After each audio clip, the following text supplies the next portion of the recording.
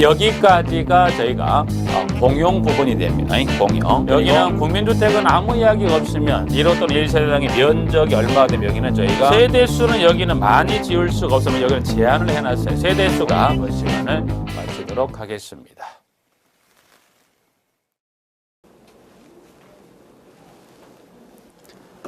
자, 이번 시간 5장에 나와 있는 공동택 회계 관리를 한번 정리해 보도록 하겠습니다.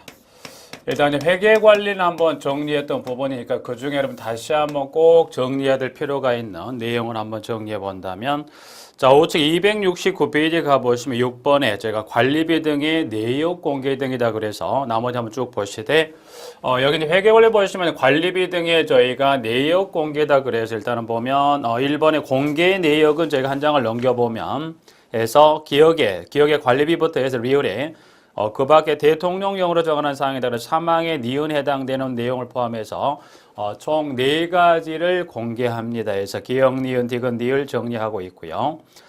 저희 공개에 관한 저희가 공개 내역에 관한 부분을 어떻게 알릴 거냐 그래서 일단 동그라미 2번에 이제 보시면 전자 입찰 방식으로 합니다. 그래서 일단 동그라미 2번의 기억 전자 입찰 방식으로 하되 다만 선정 방법 등이 전자입찰 방식을 이용하기 곤란한 경우로서 장관이 정하여 고시하는 경우에는 뭐라고 되어 있냐면 전자입찰 방식으로 선정하지 아니할 수 있다 그래서 기억 전자입찰 방식을 원안으로 하되 만약 그 부분이 곤란한 경우로서 장관이 정하여 고시한 경우는 전자입찰 방식으로 선정하지 아니할 수 있다 해서 일단은 이 중에 이제 보시면 관리비 등의 집행을 위한해서 관리비 등의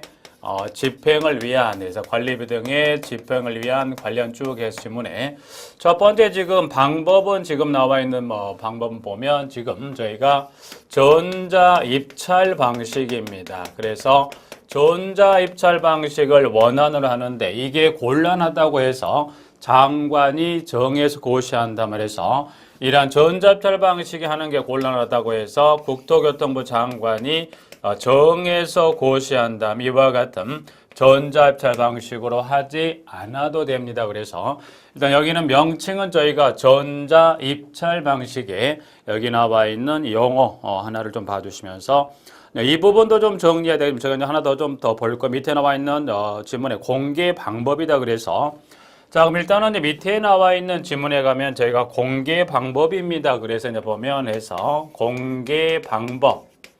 자, 공개 방법에서는 지금 다 보시면 여기는 일단은 저희가 정리는 저가 2가지를 한번 보자 그래서 여기는 이제 보면 크게 2가지를 그러면 공개 방법은 해서 어디다가 일단은 공개는 그러면 저희가 어디에 공개할 거냐 그래서 자, 공개는 해서 먼저 그 부분 하나 정리한다면 해서 일단 기억번에 네 번째 줄에 가면 해당 공동주택 인터넷 홈페이지와 공동택 관리정보 시스템에 공개한다고 그래서 여기서는 지금 인터넷 홈페이지와 공동주택 관리정보 시스템에 공개하는데 그럼 일단은 방법은 둘 중에 하나를 선택할 거냐면 두 가지 방법 모두를 선택할 거냐라고 물어보았을 때 여긴 인터넷 홈페이지와 공동택 관리정보 시스템에 저희가 공개한다 그래서 인터넷 홈페이지와 공동택 관리정보 시스템에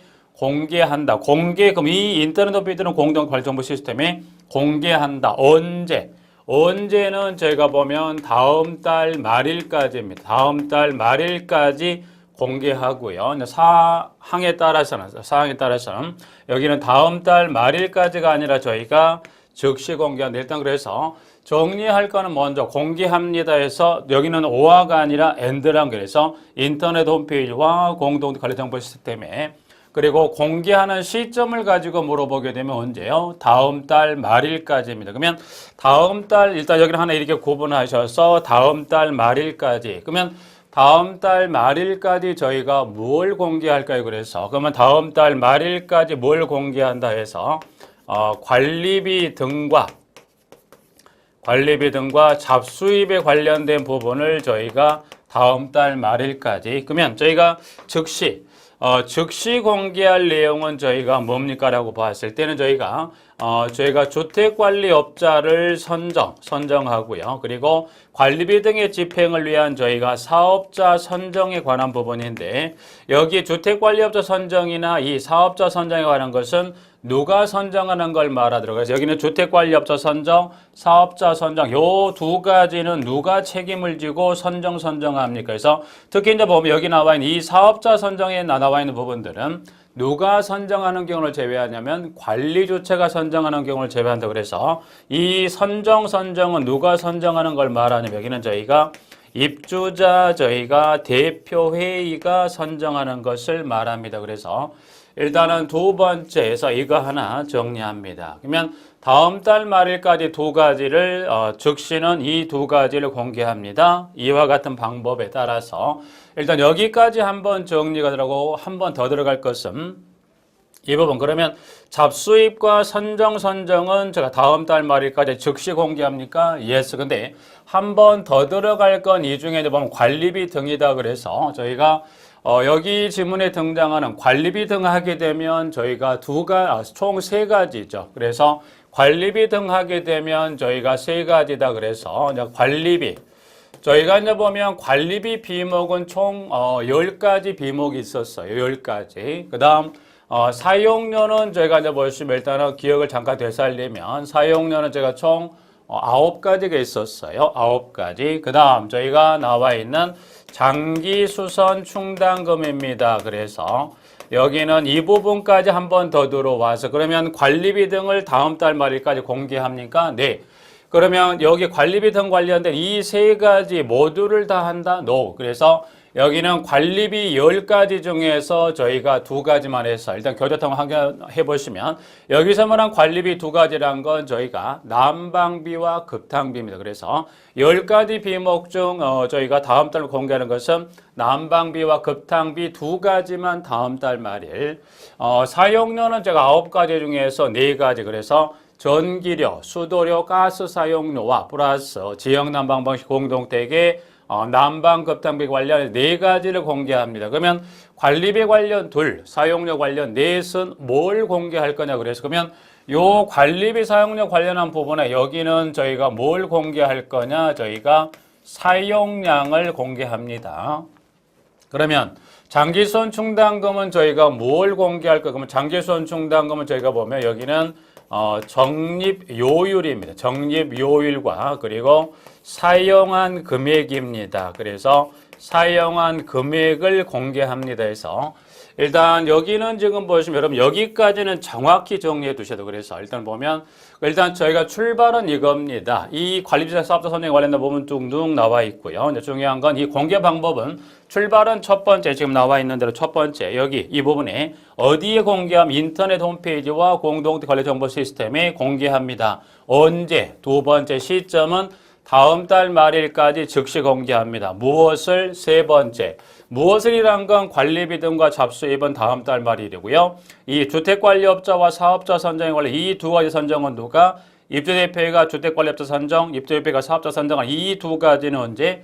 다음 달 말일까지가 아니라 즉시 공개한다. 세 번째. 네 번째. 그럼 한 번 더 여기는 더 들어갈 거 없습니다. 여기는 더 들어갈 거 없지만 여기는 한 번 더 들어가서 그러면 관리비 등이라면 세 가지인데 그중에 관리비 사용료 관련한 부분은 저희가 뭘 공개합니까? 사용량을. 그 다음 장기수선 충당금은 저희가 두 가지를 공개하는데 특히 이제 보시면 여기 보면 여러분이 여기는 적립요율이라는 지문 만약 이 부분을 가로치게 되면 여기를 쓰는 게 마찬가지로 좀 쉽지는 않습니다. 그래서 여기는 적립요일까지 크게 4가지 이 부분은 정리를 이렇게 육안으로 한번 분명 시점 무엇을 그리고 여기 이 4번까지 해서 지금 나와 있는 양가, 방가로 1번부터 방가로 4번에 관련된 이 공개에 관한 세부적인 방법에 관한 것 방금 말씀드린 대로 방가로 1부터 방가로 4에 해당되는 이 부분들은 정리를 꼭 해 두셔야 할 중요한 지문이기도 하고요. 이 부분은 여러분이 꼭 다시 한번 정리할 필요가 있기 때문에 다시 한번 정리를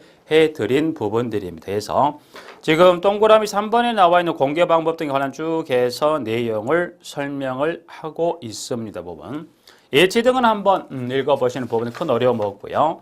한 장을 넘기면 제가 관리비 세분해요. 그 다음에 2절에 가면 이론상 정립이 된 저희가 그 관리비 산정 방법은 한번 여기는 한번 여러분이 출제 빈도는 지금 저 보시면 여기도 보면 난이도는 뭐 어렵지는 않습니다. 그래서 여기서는 지금 보면 지금 나와 있는 관리비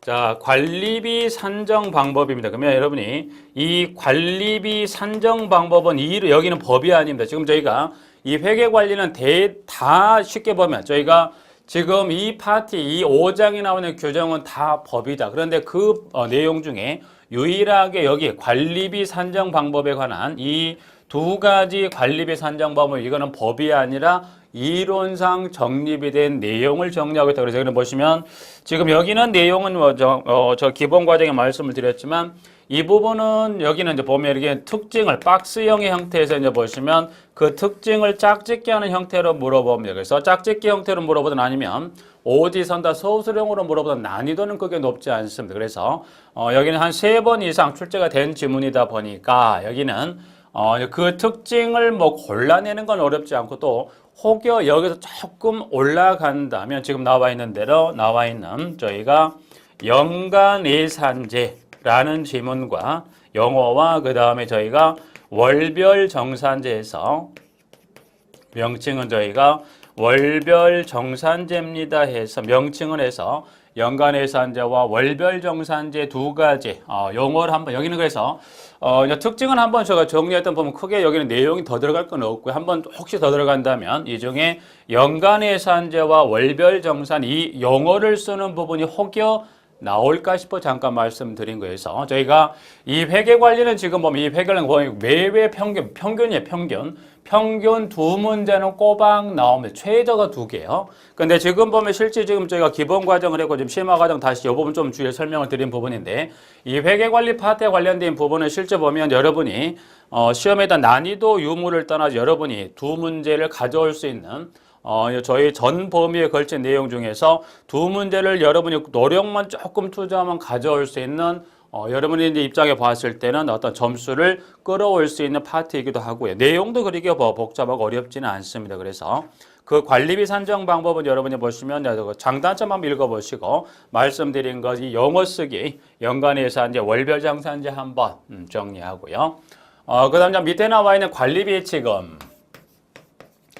관리비 예치금은 아마 저희가 지난해라고 하면 제가 지난 18회 때 그 관리비 예치금이 이러이러이러한 돈을 뭐라 하나 해서 주관식 기입형으로 관리비 예치금을 쓰는 형태로 한번 저희가 출제를 했었어요. 그래서 조금 빈도는 제가 떨어지긴 합니다만 해서 관리비 예치금은 여러분이 두 가지로 나누어서 정리를 꼭 해두셔야 돼요. 그래서 일단 관리비 예치금 이렇게 두 가지 파트 교재도 그렇습니다만 일단은 보면 관리비 예치금을 저희가 징수에 일단 뭐 기타 내용도 있긴 합니다만 자 관리비 예치금을 징수합니다. 그래서 일단 이 관리비 예치금은 공용 부분의 관리 운영에 필요한 비용이라 합니다. 그래서 그러면 이 관리비 예치금을 징수는 그러면 결국 이것도 저기가 돈이죠. 그러면 관리비 예치금은 돈이다. 그러면 이 돈은 그러면 저희가 요 돈은 누구 주머니에서 이 돈이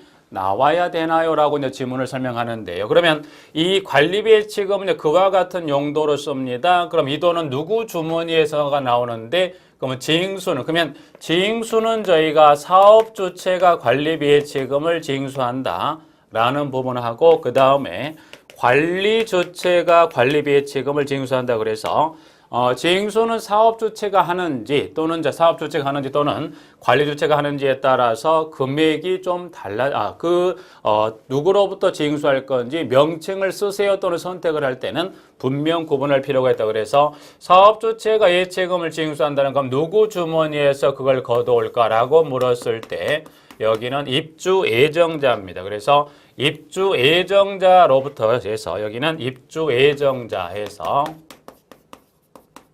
입주 예정자로부터 징수 관리 주체가 나오면 여기는 누가 공동주택의 소유자입니다 해서 이렇게 이제 보시면 최초는 이 사업 주체의 징수인계에 관한 규정이 주택법을 만들며 처음 들어왔었고요. 저희가 한 3년 전에 이 기존에 있었던 내용과 별도로 관리주체가 이제 소유자로부터 징수한다는 규정이 새로 신설 들어왔기 때문에 일단은 관리비치금에 대해서만큼 여러분이 징수권자 누구냐 사업주체 또는 관리주체에 따라서 징수는 입주예정자 관리주체가 나오면 누가 소유자가 나와야 돼. 요거는 구분해 두셔야 돼요. 그래서 무조건 관리비치금은 돈이다 그냥 입주예정 또는 소유자가 아니라 징수권자가 누구냐에 따라서 선택하시오 쓰시오는 분명히 사업주체라면 누구예요? 입주예정자 그리고 관리주체라면 소유자로부터 징수란 요 지문 꼭 구분하시고요. 자, 그럼 이제 그 부분이 하나 정리가 됐다면 해서 일단 동그라미 양가로 1번에 동그라미 1번 하나 나와 있고요. 여기 징수 및 인계 동그라미 2번은 제가 이제 관리하면 인수인계 할 때만 설명을 잠깐 드렸던 적은 있습니다. 그래서 여기 지금은 이제 사업주체가 입주대표회의에게 넘겨주고 가는데 시점은 나와 있죠. 관리 방법 결정을 통지한테 당 입주대표회의에게 관리비의 책임을 인계합니다. 동그라미 2번. 자, 양가로 나와 있는 그 2번에 관리적인 측면의 동그라미 2번에 가면 소유자가 공동체 소유권을 상실한 경우에는 징수한 관리비의 책임을 반환합니다. 그래서 소유권을 상실했다면 당연히 관리비의 책임을 반환해야 맞고요. 근데 이거를 반환하려고 봤더니 소유자가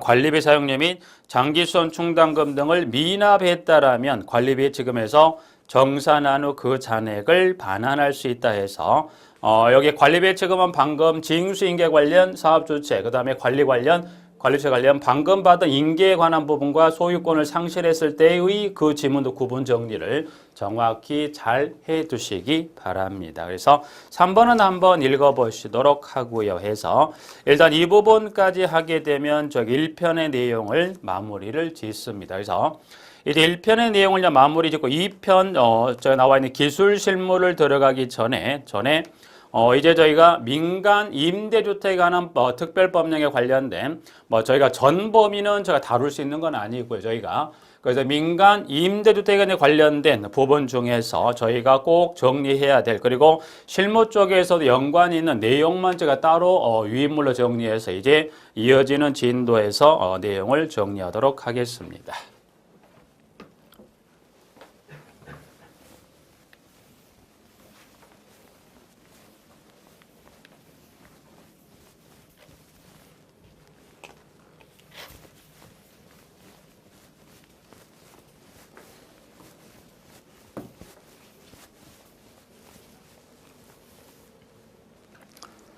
자, 이제 1편을 마무리를 짓고 이제 저희가 유인물로서 한번 정리를 한번 해보도록 합니다.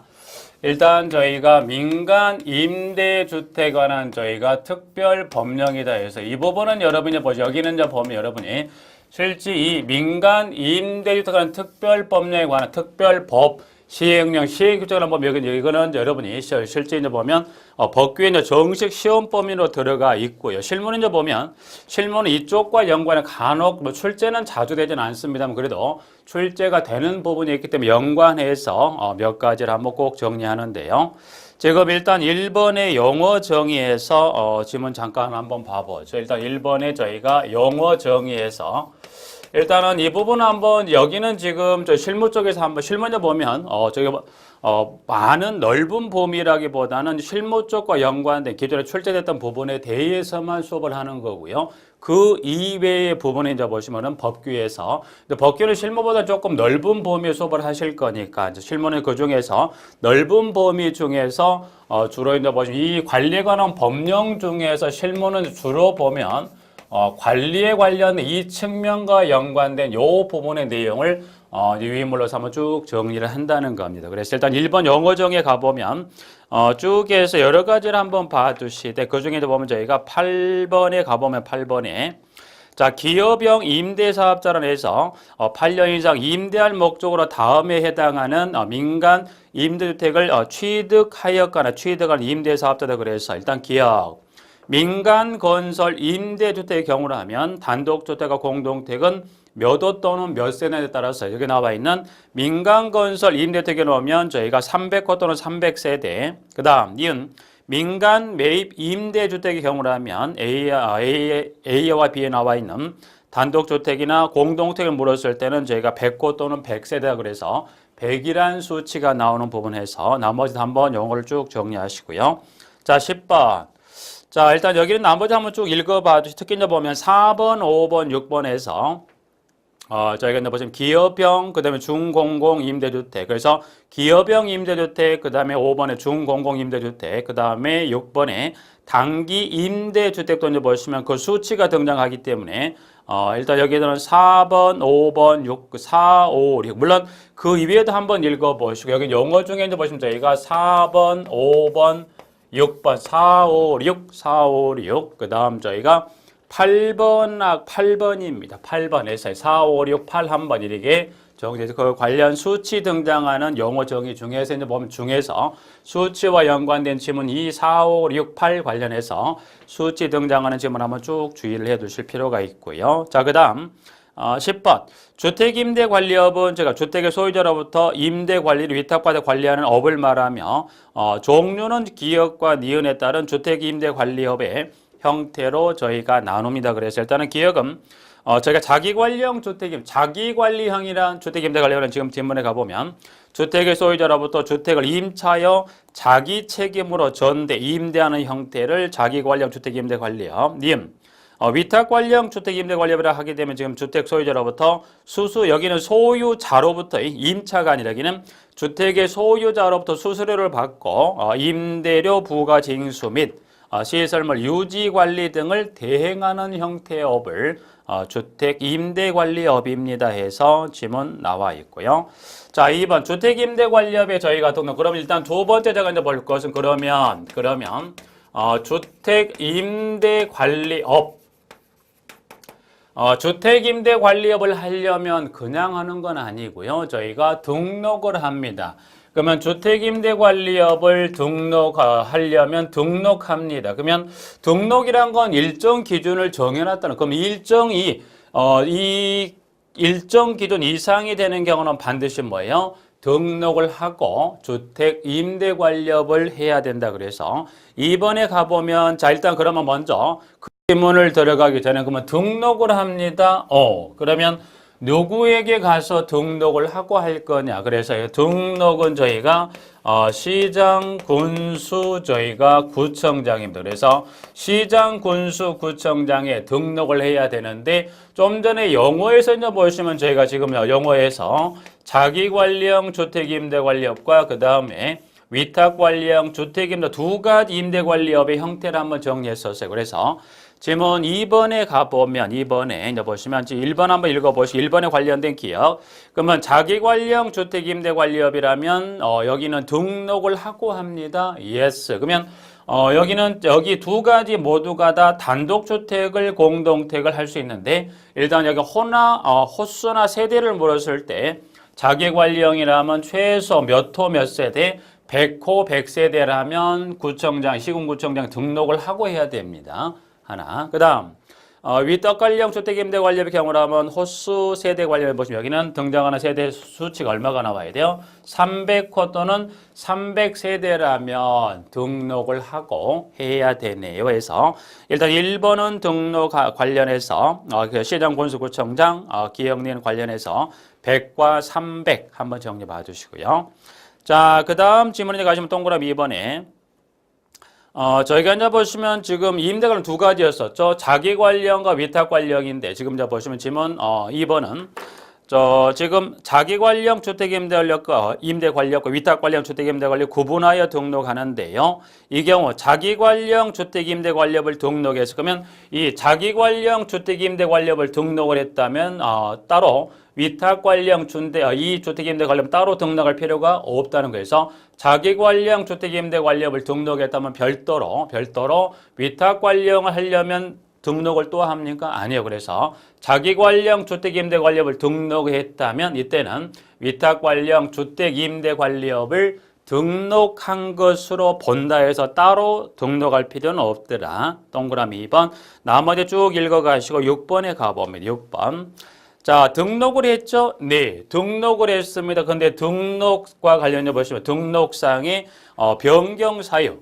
그러면 등록상에 등록했던 내용에 변경 사유가 발생하면 뭐 해야 돼요? 변경 신고해야 되겠죠. 변경 신고는 며칠이라고 그랬네요. 15일이니 변경 신고합니다. 그래서 일단 변경 사유에 관련해서 일수를 물어본다면 저희가 15일 해서 하나 나와 있고요.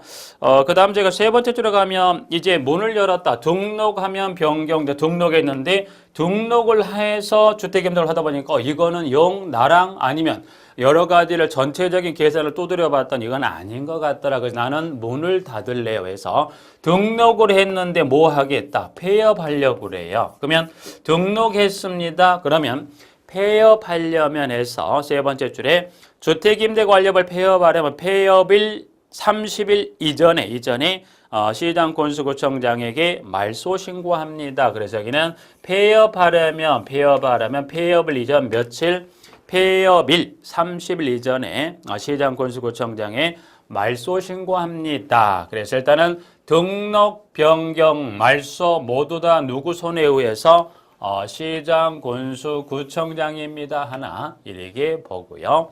그 다음 이제 주택임대 등록. 그럼 일단 제가 등록합니다. 여기 문을 두드리는데 호수는 최소 요 호수에 해당되는 기준에 해당하면 100과 300 하나 정리했고요. 그러면 이 해당되는 호수 또는 세대를 저기 임대 관리하려면 등록을 하고 하세요. yes.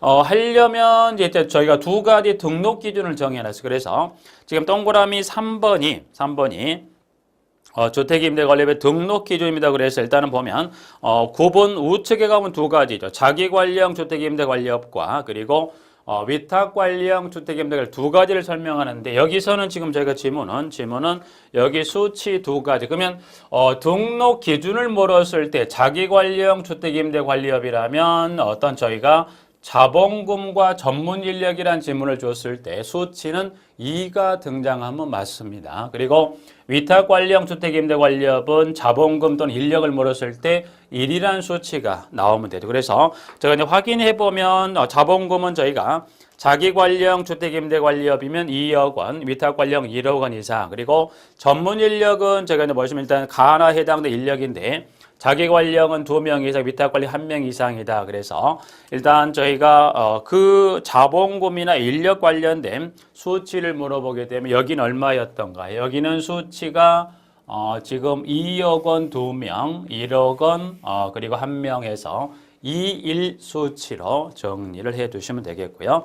자, 그중에 전문 인력 중에 이제 보시면 제가 가번에 여러분하고 이제 직접 연관이 된 지문 관련해서 이제 가에 해당되는 변호사부터 쭉 해서 보시면 마지막에 주택관리사도 들어갑니다. 그래서 이 주택임대관리업을 저희가 등록을 할 때는 이 주택임대 등록할 때는 주택관리사도 전문 인력에 해당되는데 그래서 주택관리사 자격을 취득한 후 몇 년이 지나야 됩니까?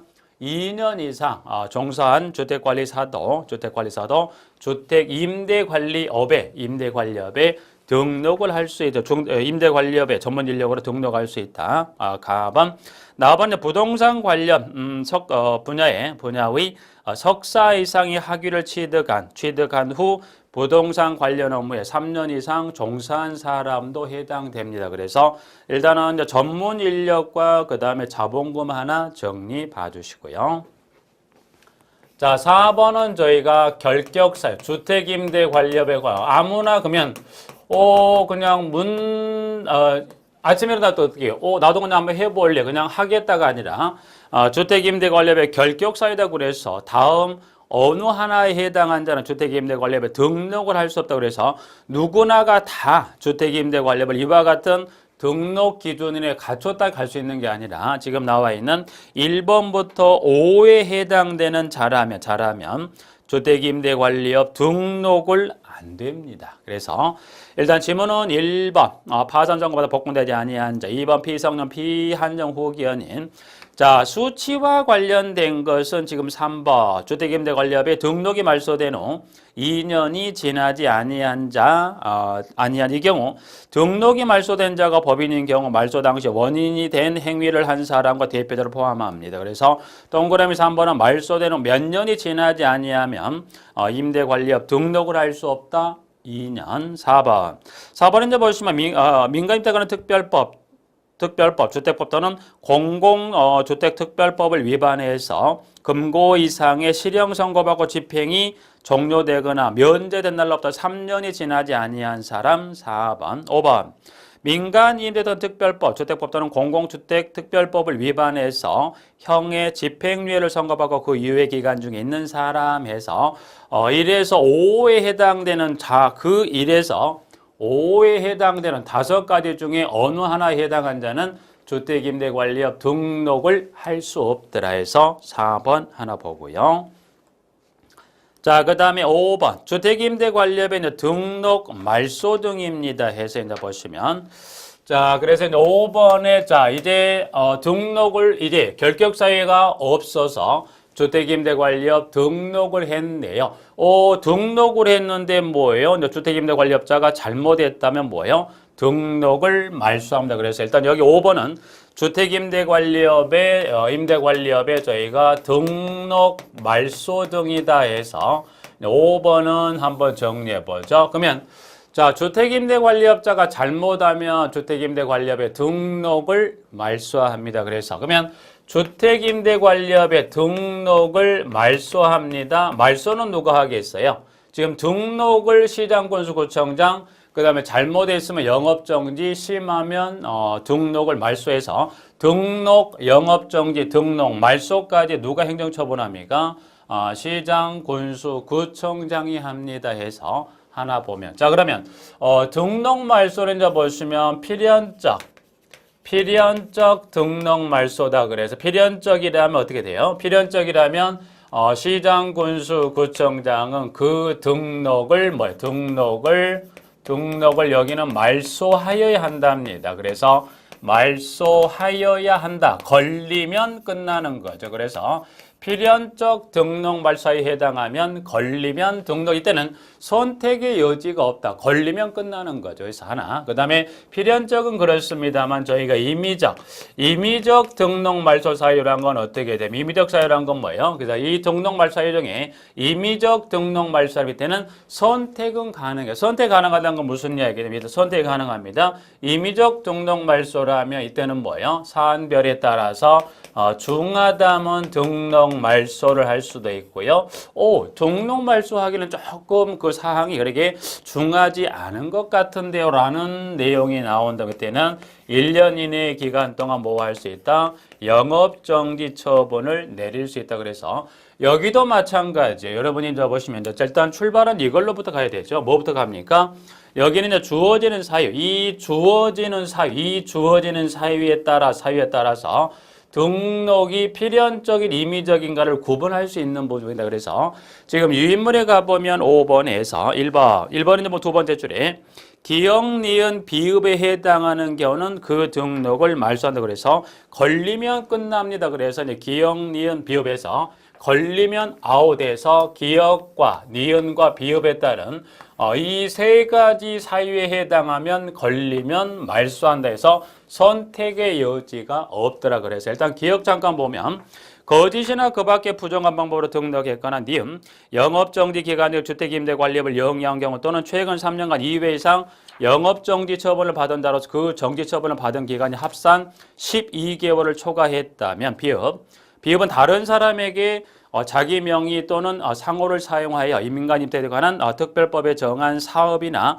업무를 수행하게 하거나 그 등록증을 대여했다면 해서 기역과 니은과 비읍에 해당하는 세 가지 다 걸렸다, 말소한다 해서 하나 정리해 봐주시고요. 자, 일단 그 부분 하나 정리한 다음에 그러면 여기 필연적 등록 말소는 기역, 니은, 비읍을 제외한 나머지, 그러면 여기는 기역, 니은, 비읍을 제한 나머지는 다 사유가 무슨 사유예요? 나머지는 임의적 사유로서 그 사유별에 따라서 말소 또는 영업정지 처분 내릴 수 있다. 그래서 임의적인 사유로 말소해버리면 끝. 그러나 말소를 대신해서 영업정지 처분을 내렸다면 주택임대관리업자가 나는 영업은 그대로 할게요. 대신 이 영업정지에 따른 행정처분을 가름해서 대신 돈을 내게 했다. 그래서 그 돈이 저희가 과징금입니다. 그래서 여러분이 지금 기억을 잠깐 되살려 보면 이 과징금에 관한 건 지금 여러분이 주택관리업자에 대한 부분을 정리했어요. 그래서 주택관리업자가 과징금 요 내용은 마찬가지. 일단 주택관리업도 마찬가지. 사유는 필연적 임의적인데 주택관리업자가 등록말소 또는 영업정지인데 주택관리업자가 영업정지에 가름해서 대신 돈을 내고서 주택관리업자가 영업은 그대로 하겠다. 관련 이 과징금에 관한 것은 지금 보고 있는 주택임대관리업자나 주택관리업자나 내용은 똑같습니다. 그래서 한번 내용만 잠깐 확인만 하게요. 자, 그래서 일단은 이번에 가보면 이번에 박스에 들어가 보면 A, B, C, D에 따른 과징금 계산 그 과징금 관련해 이제 보시면 30일 납부 천재지변동 부득이 사유면 7일 이내 납부합니다. 그래서 동그라미 2번에 나와 있는 규정이나 그다음 동그라미 3번, 4번 역시 마찬가지.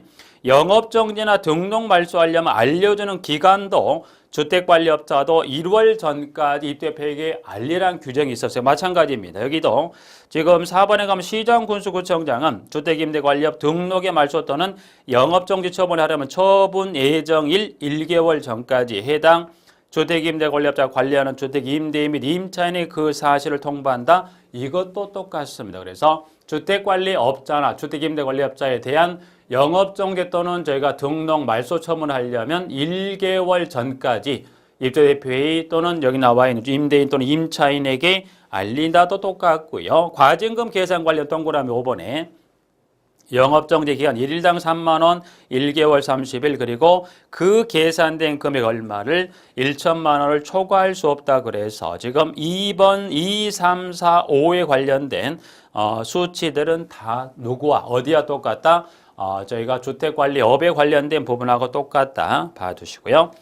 이제 주택임대관리 행정처분에 따른 일반 기준 한번 쭉 해서 내용은 똑같습니다. 한번 쭉 읽어보시고요. 그 다음에 2번에 개별 기준은 한번 여러분이 개별 기준은 지금 여기는 개별 기준은 지금 여러분이 가 부분부터 쭉 해서 나와 있는 부분들인데 개별 기준은 한번 가볍게 여기는 좀 어려우면 지금 보면 임의적인 사유에 따른 특정 사유를 주고 그 중에 1, 2, 3차 때 행정처분에 따른 기간을 쓰세요라고 물어볼 수 있어요. 그래서 조금 난이도를 두어서 물어볼 수 있는 부분이기도 합니다만 해서 지금 일반 기준은 주택임대관리업자란 지문을 빼고 주택관리업자 똑같습니다. 여기는 주택임대관리업자란 지문을 대신해서 주택관리업자가 들어가도 똑같습니다. 그래서 여기는 한번 했던 부분이니까 일단 일반 기준은 주택임대관리업자 지문 빼고 주택관리업자를 넣어도 내용은 똑같습니다. 그래서 일단 여기는 달리 설명할 일은 없겠습니다만 개별 기준은 여러분이 한번 가번부터 쭉 해서 가번부터 해서 지금 사에 따른 사유별에 따른 행정처분 한번 여기는 그냥 여러분 힘들다고 생각하시면 한번 가볍게만 보세요. 여기는 그 중에 어떤 특정 사유를 가져 특정해 냈을 때 그 중에 1차, 2차, 3차 때 행정처분에 따른 그 기간에 예를 들어서 마지막 사에 나와 있는 검사를 거부, 방해 또는 기피한 경우 저희가 3차에 따른 행정처분을 수시하게 되면 뭘 써야 돼요?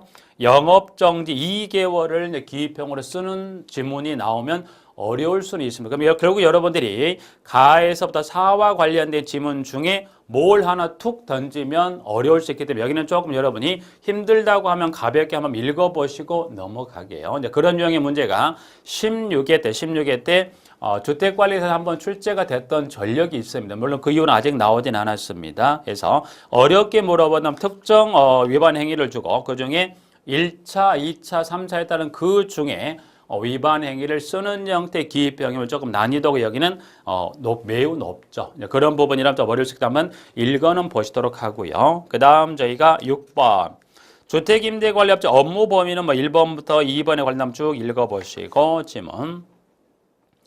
자, 그 다음 7번 주택임대관리업자 현황 신고. 여긴 좀 쉬워서 일단 6번 주택임대관리업자 업무 범위까지 하고 이번 시간을 마치도록 하겠습니다.